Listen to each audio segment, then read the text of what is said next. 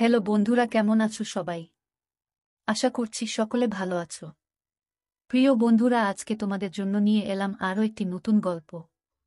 আশা করছি তোমাদের দাঁড়িয়ে যাবে, তাই ভিডিওটা শুরু থেকে শেষ পর্যন্ত দেখো। ছোট কাকি বৌদিকে খুঁজতে গুদাম ঘরে চলে এসেছে। আমি বৌদির সাথে আছি। কাঠের ফাঁক দিয়ে দেখতে পেলাম ছোট কাকি এদিক ওদিক বৌদিকে খুঁজল। তারপর বৌদিকে না দেখে বেরিয়ে গেল। ছোট কাকির পায়ের আওয়াজ মিলিয়ে গেল। বৌদি বলল, দেখেছ ঠাকুরপো, আর একটু হলে ধরা পড়ে গেছিলাম। ধরা পড়লে কি কেলেঙ্কারি হতো বুঝতে পারছ? সত্যি বলতে আমিও ভীষণ ভয় পেয়ে গেছিলাম। কিন্তু বৌদিকে অভয় দিয়ে বললাম, কি যে বল না বৌদি, যে জায়গায় আমরা দুজন আছি কাকিমা কেন, কাকিমার বাপ আসলেও আমাদের কখনো খুঁজে পেত না। এখন তুমি তাড়াতাড়ি বাড়ি ফিরে যাও, আমি কিছুক্ষণ পরে আসছি। বৌদি কাপড় আর চুল ঠিক করে গুদাম ঘর থেকে বেরিয়ে গেল। বৌদির চলে যাওয়ার পর গুদাম ঘরটা আরেকটু ভালো করে পর্যবেক্ষণ করলাম।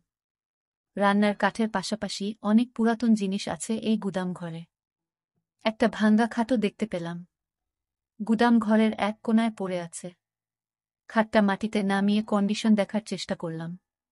খাটের কন্ডিশন ভালো না, তবে কাজ চালানোর মতো ঠিকঠাক আছে।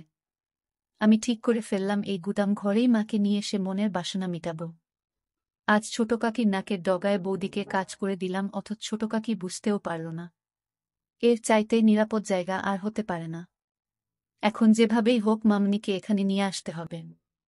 বৌদি যাবার 15 মিনিট পর আমি বাড়িতে ঢুকলাম। এই সময়টা বাড়ির সামনের লনে হাঁটাহাঁটি করলাম। তাড়াহুড়োয় মনের খায়েশ মিটল না। সকালে স্নানের সময় মাকে দেখার পর থেকে একটা ঘোরের মধ্যে ছিলাম। মা ছেলের স্বাভাবিক সম্পর্ক বারবার ভুলে যাচ্ছিলাম। পূজনীয় মাকে এক অপ্সরা নারী ছাড়া কিছুই চিন্তা করতে পারছিলাম না। নিজেকে থামাবার শত চেষ্টা যেন বিফল হয়ে যাচ্ছিল বারবার। আজ সকালে বড় কাকার কিছু অতিথি আসার কথা ছিল। সকাল পেরিয়ে দুপুর হলেও তাদের কোনো খবর নেই। দুপুরের শেষ দিকে মা আর নোলক দিদিকে পুকুর ঘাটে গোসল করতে দেখলাম। মা যখন পুকুর ঘাট থেকে উঠে এলো তখন আমি চিলেকোঠায় বসা। তাদের সম্পূর্ণ স্নান দেখে মনের মধ্যে তীব্র বাসনা জাগতে থাকে। রাতে সবার সাথে খেতে বসলাম। আমাদের খাওয়া মাঝামাঝি হলে শুনতে পাই কিছু অতিথি এসেছে। বড় কাকার যে বিজনেস পার্টনারদের আজ সকালে দেখা করার কথা ছিল, এরা হলেন তারা। এনারা সকালে এসে পৌঁছাতে পারেননি কারণ রাস্তায় নাকি গাড়ি খারাপ হয়ে যায়। সেটা ঠিক করে রওনা দিতে একটু দেরি হয়ে যায়, ফলে তারা গাজীপুরের জ্যামে আটকা পড়ে। কিন্তু অসময়ে আসায় বড় কাকা তাদের সাথে এখন বৈঠক করতে পারবেন না। তাদের জন্য আজ রাতে থাকা খাওয়ার ব্যবস্থা করতে বললেন। কাজ হবে সকালে। অনাকাঙ্ক্ষিত এই অতিথিদের থাকার ব্যবস্থা করতে গিয়ে একটা ঘর কম পড়ে গেল। ঠিক হলো আজ রাতের জন্য আমি অন্য কোনো ঘরে ঘুমাব। আমি মনে মনে মামনি বা বৌদির সাথে ঘুমানোর প্রার্থনা করতে থাকলাম। কিন্তু শুনতে পাই মা আর আমাকে এক ঘরে থাকতে হবে। খাওয়া শেষ করে রাত কাঁচা থাকতে আমি ঘরে চলে গেলাম। নিজেকে স্বাভাবিক রাখার চেষ্টা করছিলাম। কোনোভাবেই নিজের ভেতর ওসব জাগতে দিতে চাচ্ছিলাম না। মায়ের সাথে আগে অনেক থেকেছি, ঘুমিয়েছি অনেক রাত। তবে আজ রাতের ব্যাপার আলাদা। জ্বরের রাতের পর থেকে কিছু একটা বদলে গেছে আমার ভেতরে। স্বাভাবিক সম্পর্ক চিন্তা করতে পারছি না কেন যেন। মা হাতের কাজ শেষ করে ঘণ্টা খানেক পর ঘরে আসলো। আমি মোবাইল ঘাঁটছিলাম। মা এসে কাপড় নিয়ে বাথরুমে চলে গেল। কিছুক্ষণ পর একটা নতুন শাড়ি পরে বের হলো। মায়ের রূপ দেখে আমার নিজের উপর নিয়ন্ত্রণ রাখা আরও কঠিন হয়ে পড়ে। নিজের ভেতরের এক পাশবিক পুরুষ সত্তা জেগে উঠতে থাকে। সে সত্তা মায়ের রূপের মধু আমার চোখ দিয়ে নিংড়ে নিতে থাকে। সন্তান সত্তা আর পুরুষ সত্তার ভেতর এক যুদ্ধ চলতে থাকে। আমার হাতে মোবাইল দেখে মা বলল, রাত জেগে আর মোবাইলে ঘাঁটিস না, ঘুমিয়ে পড়ো। নতুন শাড়িতে মাকে অসম্ভব সুন্দরী লাগছিল। কিন্তু এ সময়ে শাড়ি বদলানোর কারণ বুঝতে না পেরে মাকে প্রশ্ন করি, এ সময় শাড়ি বদলাতে গেলে যে? আর বলিস না, তোর বড় কাকি থালা বাসন ধুতে গিয়ে শাড়িতে তরকারি ফেলে দিল। ওই শাড়ি তো আর পরে থাকতে পারি না। এই শাড়িতে তোমাকে অনেক সুন্দর লাগছে মা। ওমা, তাই নাকি? এটা তো অনেক পুরাতন শাড়ি। শাড়িটা কে পরেছে দেখতে হবে না? আমার মা তো বিশ্বের সেরা সুন্দরী। তোমাকে সব কাপড়েই সুন্দর লাগে। মা পাশে এসে বসল। আজ হঠাৎ মাকে এত সুন্দরী লাগছে কেন? কোনো মতলব আছে নাকি? মতলব আছে, এবং সেটা খুব ঘৃণিত। আমি পেটের কথা পেটে রেখে বললাম, কি মতলব থাকতে পারে তুমিই বলো। সেটা তুই ভালো জানিস বাপু। দেখি আমাকে শুতে দে। সারাদিন হাড়ভাঙ্গা খাটুনি গেছে। হ্যাঁ, সে তো হবেই। বাড়িতে যতজন লোক সবার জন্য রান্নার কাজ করতেই তো বেলা শেষ হয়ে যায়। চাকরের কি দরকার? নিজেরাই তো সব কাজ নিতে পারি। হ্যাঁ, তাই তো। বউগুলোকে বিনে পয়সায় চাকরের মতো খাটাতে পারলে তো কাকাদের লাভই। তুই কাকাদের উপর খেপলি কেন রে? খেপলাম কোথায়? তোমার পা টিপে দেব মা? ওমা, আমার ছেলের সুমতি হলো দেখছি। এই তুই সত্যি করে মতলবটা বলতো। আহ মা, তুমি তখন থেকে কি মতলব মতলব শুরু করলে বলো তো? বলা নেই কওয়া নেই আমাকে সুন্দরী বলছিস, হুট করে আমার সেবা করতে চাচ্ছিস। ব্যাপারটা কি? ব্যাপার কিছু না। আমি জ্বরে পড়লে তুমি সেবা করেছিলে, সেখানে তোমার কি মতলব ছিল বলো শুনি? ওমা, মতলব থাকবে কেন? তুই আমার ছেলে, তোর অসুখে সেবা করব না আমি? তুই ছাড়া আমার আর আপন কে আছে? আমিও তো তাই বলছি। তুমি ছাড়া আমার আর আপন কে আছে? তোমাকে যে অসম্ভব ভালোবাসি। মা ইমোশনাল হয়ে পড়ে আমার কথা শুনে আমাকে ধরে কাঁদতে শুরু করে। মায়ের ছোঁয়া পেয়ে এ সময় পরাজিত হয় আমার সন্তান সত্তা। তখন আমি এক অন্য আমি হয়ে যাই। তীব্র লালসায় মাকে ধরি। কিছুক্ষণ পর মা আমাকে ছেড়ে দিয়ে আমার কপালে, গালে হামি দিতে থাকে। মায়ের চোখে কান্নার জল। আমি হাত দিয়ে মায়ের চোখের পানি মুছে দেই। মাকে বলি, তোমার জন্য আমি আছি মা। তোমার কোনো ভয় নেই, কোনো দুঃখ নেই। তোমার সব চাওয়া পাওয়া আমি পূরণ করে দেব। মা হাসার চেষ্টা করে বলল, আমার ছেলে দেখি বড় হয়ে গেছে। মায়ের দুঃখ কষ্ট বুঝতে শিখেছে। কিন্তু আমার কোনো ভয় নেই, দুঃখ নেই। আর নতুন করে চাওয়া পাওয়ারই বা কি থাকতে পারে? আমি গম্ভীর হয়ে মায়ের হাত ধরে বললাম, তুমি সব সময় মানিয়ে নিয়েছ। বাবা তোমার প্রতি দিনের পর দিন যে অবিচার করেছে তা আর কেউ না জানুক, আমি জানি। আমার কাছে লুকানোর কিছু নেই। মা বিব্রত হয়ে আমার হাত ছাড়িয়ে নিয়ে বলল, তোর বাবা আমার সাথে কি অবিচার করল? সংসারে একটু আধটু মনোমালিন্য হবে, এটাই তো স্বাভাবিক। তোর বাবা একটু রাগী জানি, কিন্তু সে মানুষ খারাপ না। আমি মায়ের একটা গালে হাত দিয়ে বললাম, আমার জন্মের পরে বাবা তোমাকে ছুঁয়ে দেখেছে কি আদৌ? দিনের পর দিন তুমি বাবাকে পাবার জন্য বিছানায় ছটফট করতে। মা লজ্জা পেয়ে যায় আমার লাগামহীন নির্লজ্জ কথা শুনে। গাল থেকে আমার হাত ছটকা মেরে ছাড়িয়ে আমাকে ধমক দিয়ে বলে, কি সব আজেবাজে কথা বলছিস? তোর মুখে কি লাগাম নেই? মায়ের সাথে কিভাবে কথা বলতে হয় ভুলে গেছিস?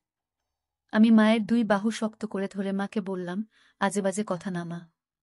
আমি যা বলছি তা এক বিন্দু মিথ্যা নয়। তুমি আমায় ছুঁয়ে বলো, আমি ভুল বলছি। একথা বলে মায়ের একটা হাত আমার মাথায় রাখলাম। মা আমার মাথা থেকে হাত সরিয়ে নিয়ে বলল, তুই এসব কি শুরু করলি? আমি মায়ের হাত আবারও মাথায় নিয়ে এসে বললাম, আমার দিব্যি। বলো আমি ভুল বলছি। মা মুখ নিচু করে চোখের জল ফেলতে থাকো। আমি মায়ের আরও কাছে এসে বসলাম। দু হাতে মায়ের গাল ধরে মায়ের মুখ উঁচু করলাম। মায়ের চোখের জল আঙ্গুল দিয়ে মুছে দিয়ে মায়ের কপালে হামি দিলাম। মায়ের কপালে আমার কপাল ঠেকিয়ে বললাম, আমি আর তোমার ছোট হিমেল নেই মা। আমি তোমার দুঃখ দূর করার মতো যথেষ্ট বড় হয়েছি। আমি তোমাকে আর কখনো বাবার অভাব বুঝতে দেব না। কথা দিলাম তোমাকে। মা আমার দিকে বিস্ময়ে তাকিয়ে বলল, তুই কি বলতে চাচ্ছিস? তোর বাবা কিসের অভাব রেখেছে? আর তুই বাবার কোনো অভাব পূরণ করবি? এই অভাব, বলে আমি একটা হামি দিলাম। মা ঘটনা আকস্মিকতায় স্তব্ধ হয়ে যায়। যখন বুঝতে পারে আমি কি করছি তখন আমাকে দু হাতে ধাক্কা দিয়ে ঠেলে সরিয়ে দেয়। তুই এটা কি করলি? তুই কি জেনে বুঝে করছিস? তুই পাগল হয়ে গেছিস। মা তার চেহারা দু হাত দিয়ে ঢেকে কাঁদতে লাগল। একটু পর মুখ তুলে আমার দিকে রক্তবর্ণ চোখ করে বলতে লাগল, দূর হ আমার চোখের সামনে থেকে। তোর মতো কুলাঙ্গার জন্ম দেওয়ার আগে আমার মরণ হলো না কেন? যদি জানতাম তুই বড় হয়ে এ কাজ করবি তাহলে তোকে ছোটবেলাতেই গলা। মা কথা শেষ করার আগেই আমি মাকে আবার একটা দেই। আমি তোমাকে ভালোবাসি মা, অনেক ভালোবাসি। তুমি দিনের পর দিন বাবার অভাব অনুভব করেছ। গভীর রাতে তুমি আমাকে ধরেছ, কিন্তু মা হয়ে ছেলের সাথে সম্পর্কে জড়াতে পারোনি। আমি ছোট ছিলাম বলে তুমি মেটাতে পারোনি শরীরের ক্ষুধা। মা আমার কথা শুনে বলে, তুই এসব কি বলছিস? আমি তো মা। মা হয়ে তোর সাথে এমন কাজ করার কল্পনাও করতে পারি না কখনো। মায়ের কানে মুখ রেখে বললাম, আমাদের মা ছেলে সম্পর্কের বাইরেও একটা পরিচয় আছে মা। আমি পুরুষ আর তুমি নারী। তুমি এতদিন নিজেকে সংযত রেখেছ। নিজেকে সতী প্রমাণ করার চেষ্টা করেছ। কিন্তু কার জন্য? যে লোকটা তোমাকে মানুষ বলে গণ্য করে না তার জন্য। তুমি যদি নিজের জন্য একবার হলেও ভাবতে তাহলে আজ তোমার জীবনে এত দুঃখ থাকত না। কখনো এত অবহেলায় থাকতে হতো না। মা আমার বুকে মাথা লুকিয়ে বলতে থাকে, কিন্তু তুই আমার ছেলে। আমি কখনো এত বড় পাপ করতে পারবো না। আমাকে ছেড়ে দে তুই। আমি নিজেকে আটকাতে পারছি না মা। তোমার পরশ পেয়ে আমি পাগল হয়ে গেছি। তুমি অপরূপ সুন্দরী। তোমার মায়া আমাকে পাগল করে দিচ্ছে। মা বলল, তুই এমন করিস না। তোর পায়ে পড়ি। আমাকে এত বড় পাপের ভাগিদার করিস না তুই। আমি তোর বিয়ের ব্যবস্থা করে দিব। আমি হাত বুলাতে লাগলাম। সমাজ সংসার ধর্মের ভয়ে এই নিষিদ্ধ সম্পর্কে জড়ানো থেকে মন প্রাণ দিয়ে নিজেকে আটকাতে চাইছে মা। কিন্তু আমি জানি দেহের ক্ষুধার কাছে মনের বাধা এক অনুপরিমাণ বাধা দিতে পারবে না। মাকে সবসময় পূজনী দেবীর সাথে তুলনা করে এসেছি, আজ এই দেবীর সাথে এমন ঘৃণিত কাজ করতে আমার বিবেকেও বাধছে। কিন্তু ওই যে দেহের ক্ষুধার কাছে পরাজয় হয়েছে বিবেকের। মা চোখ বন্ধ করে আছে। চোখে পানির রেখা ছাপ ফেলে গেছে। মায়ের নাকের ফুল ঘন ঘন ছোট বড় হচ্ছে। আমি মায়ের চিবুক ধরে মুখ উঁচু করে ধরলাম। মা চোখ খুলল না, ঘন ঘন নিঃশ্বাস নিতে থাকল। মায়ের বিছানার পাশের টেবিলে সিঁদুরের কৌটা দেখতে পেলাম। এক হাতে কৌটাটা তুলে নিলাম। কৌটা থেকে সিঁদুর নিয়ে মায়ের ফাঁকা সিথিতে পরিয়ে দিতেই মা চোখ খুলে ফেলে। হিমেল, বাবা তুই কি করছিস এসব? সিঁদুর পরিয়ে দিলি আমায়? আর কোনো সংকোচ নয় মা। তোমায় সিঁদুর পরিয়ে নিজের বউ করে নিলাম। সিঁদুর পরালেই কেউ বউ হয় না। সমাজের সামনে অগ্নিকে সাক্ষী করে ৭ পাক ঘুরতে হয়। আজীবন সাথে থাকার প্রতিজ্ঞা করতে হয়। তুই আমাকে নিয়ে যা করতে চাচ্ছিস সেটা পাপ। তোকে বাধা দেবার ক্ষমতা আমার নেই। এ পাপ তুই করিস না বাপ আমার। আমাকে আর অসতী করিস না। আমি শাড়ির আঁচল তুলে মায়ের মাথায় ঘুমটা দিয়ে দিলাম। মার চোখ অশ্রুতে টলটল করছে। আমি মাকে বললাম, তুমি আদর্শ মা, আদর্শ বউ। কিন্তু বাবা তোমার আদর্শ স্বামী হতে পারেনি। যে সমাজ এতদিন তোমাকে উপেক্ষিত করে দেখেছে, আমি মানি সে সমাজের নিয়ম। ঘরে জ্বলতে থাকা মাটির প্রদীপটা মেঝেতে রাখলাম। মাকে বিছানা থেকে নামিয়ে হাত ধরে প্রদীপের চারপাশে ৭ পাক ঘুরলাম। তারপর আমার গলা থেকে সোনার চেনটা খুলে মায়ের গলায় পরিয়ে দিলাম। প্রদীপ হাতে তুলে নিয়ে তার শিখার উপর হাত রেখে বললাম, এই অগ্নির শপথ নিয়ে বলছি, আমি আদর্শ ছেলের মতো তোমাকে সব দুঃখ কষ্ট থেকে দূরে সরিয়ে রাখব। তোমার উপর কোনো অবিচার হতে দেব না। আমি আজ থেকে তোমাকে আমার সহধর্মিনীর মর্যাদা দিলাম। এরপর মাকে বললাম, অগ্নিকে সাক্ষী করে ৭ পাক ঘুরেছি, মঙ্গলসূত্র পরিয়ে দিয়েছি। এবার আর কোনো দ্বিধা নয় মা। শাস্ত্রমতে তুমি আজ থেকে আমার বিয়ে করা বউ। মায়ের চোখ বেয়ে জল গড়ে পড়তে থাকল। নিজের বিবেকের সাথে মা এখনো সন্ধি করতে পারছে না। আবার ভালোবাসার কাঙ্গালিনী মায়ের প্রতি আমার ভালোবাসাকে ফেলেও দিতে পারছে না। তারপর আমাদের মাঝে শুরু হলো আদিম যুদ্ধ। চেয়ে দেখি মায়ের চেহারায় পরিতৃপ্তির ছাপ। আমি মাকে জিজ্ঞাসা করলাম, কেমন লাগলো মা? মা আমার দিকে ক্ষণিক তাকিয়ে মুখ ঘুরিয়ে নেই। মা মুখ ঘুরিয়ে ফুপিয়ে কেঁদে ওঠে। তারপর আমি কি করলাম? হায় ভগবান! আমার সর্বনাশ হয়ে গেল। নিজের পেটের ছেলের কাছে ক্ষণিকের সুখের জন্য নিজেকে বেচে দিলাম। ভগবান, আমাকে ক্ষমা করো বলে আমার দিকে পিঠ ফিরে কাঁদতে থাকে।